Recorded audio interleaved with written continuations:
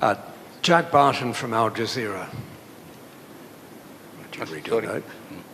The opinion polls show there is wide support for your policies since martial law, pragmatic centrist policies.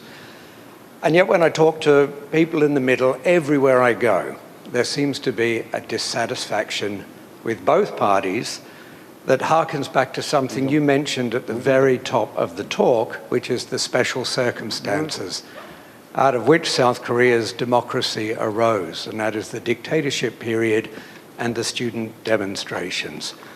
And at the heart of the grumbles that I hear from most people is that the PPP can't divorce itself from the legacy of the past, from the dictatorship years, but equally so the Democratic Party can't seem to move on from its student movement heart or the idea that it's an opposition party, and even when it wins a resounding electoral success, as the perception is, it spends more time going after the other major party than it does focusing on policy.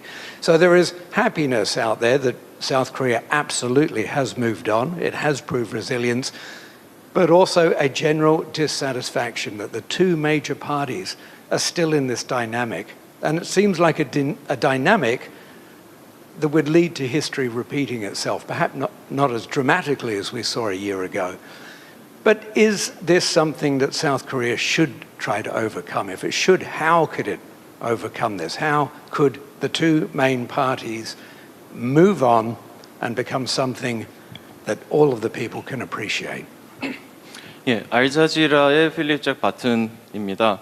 최근 여론조사를 본다면 대통령님의 정책, 즉 중도적이고 실용주의적인 정책에 대한 지지가 매우 확고한 것 같습니다. 그러나 한국의 정치, 특히 두 개의 거대 당에 대한 불만은 계속 있는 것 같습니다. 보신다면 한국의 그 민주주의가 성장해온 특수한 환경을 보신다면 이거는 과거의 독재 정부 그리고 이에 맞선 학생운동, 민주화 운동으로 대변이 될 수 있겠습니다. 그러나 이는 현재 두 정당에 그대로 투영이 되고 있습니다. 국민의힘은 과거와 이별을 못하고 있다는 지적을 많이 받고 있고 동시에 민주당도 운동권 또는 야당의 기지를 버리지 못한다라는 그런 비난을 동시에 받고 있습니다. 이것은 민주당이 여당이 되었고 아주 거대한 승리를 했음에도 불구하고 계속해서 야당을 공격하는 것이 정책 추진보다 더 우선순위에 있는 것처럼 보여진다라는 비판이 되겠습니다. 한국은 물론 그간의 민주주의의 회복력을 보여왔고 그동안 계속해서 민주주의가 성장해온 것을 말씀하신 대로 잘 달성을 해왔습니다만 이러한 정치판 그리고 정당에서의 이런 문화는 지속되고 있는 것 같습니다. 이러한 측면에서 역사가 반복된다라고도 볼 수 있겠습니다. 물론 1년 전 상황보다는 확실히 좋아진 것은 맞습니다. 그러나 대통령님께서 이러한 이 정치 상황을 개선하기 위해서 어떤 노력을 해야 된다고 생각하시는지, 만약 그렇다면 어떻게 해야 된다고 생각하시는지, 전 국민이 모두 만족할 수 있는 그러한 정치를 만들기 위해서 어떻게 해야 되는지 여쭙고 싶습니다. 네, 매우 어려운 질문인데 고민을 많이 해야 될 주제 같습니다.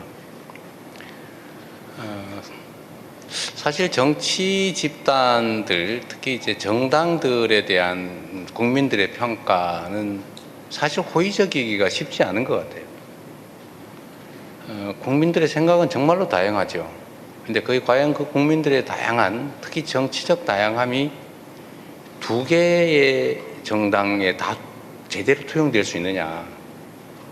즉, 두 개의 거대 정당이 국민의 그 다양한 정치적 스펙트럼을 충분히 다 반영할 수 있느냐라는 점에 대해서는 근본적으로 불가능할 수밖에 없는 것 같아요. 결국은 어거지로 반쯤 나눠서 마음에 안 들지만 좀 그래도 괜찮으니까 이쪽도 그냥 지지하긴 하는데 영 아니야. 이게 훨씬 더 많은 것 같아요. 정말 나의 모든 정치적 의사를 잘 반영하는 훌륭한 정당이야. 정말 딱 마음에 들어. 이게 별로 없을 것 같아요.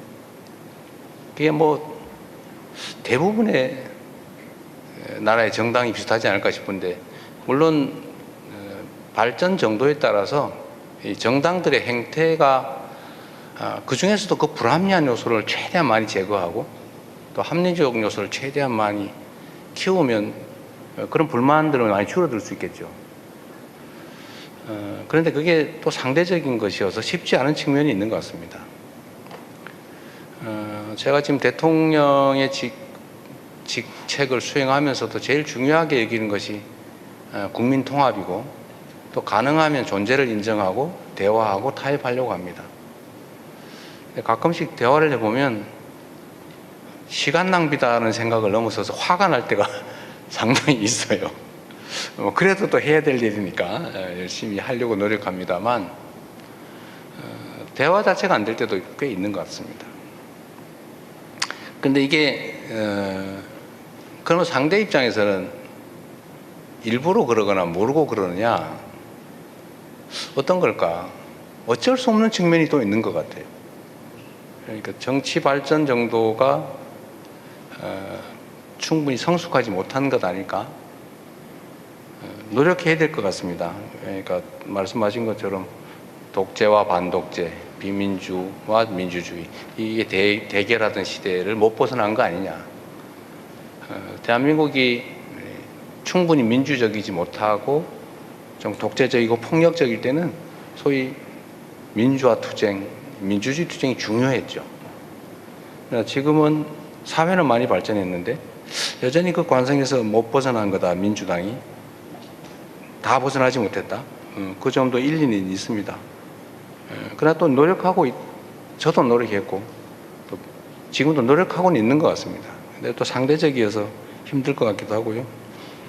국민의힘이 그 상대인데 제가 어제 예산안이 합의됐다는 소리를 듣고 깜짝 놀랐어요. 전혀 기대하지 않았거든요. 이것도 하나의 발전적 측면이겠다 하는 생각이 들었어요. 좀 신통하다 이런 생각이 들었습니다. 이런 게 또 하나씩 쌓이면 또 좋아지겠지요. 또 다른 한편들을 보면 저게 말이 되는 소리야. 우리 국민들이 상식적으로 도저히 납득할 수 없는 소리를 저렇게 공개적으로 왜 하지? 그게 당에 도움이 될까? 그 속으로는 차라리 정략적으로 정파적으로 생각하면 잘 됐다. 잘하고 있네. 이런 생각이 들 때도 있습니다만 제가 대통령이니까 그런 표현을 하면 물론 안 되죠. 그런 답답함도 있지만 또 한편으로는 또 개선되는 측면도 있는 것 같아요. 조금씩 바뀌고 있지 않을까. 또 바뀌려고 노력해야 되는데 참 말하기가 어려운 질문이었습니다. 네. 그리고 예정된 대로 바로 앞에. 네.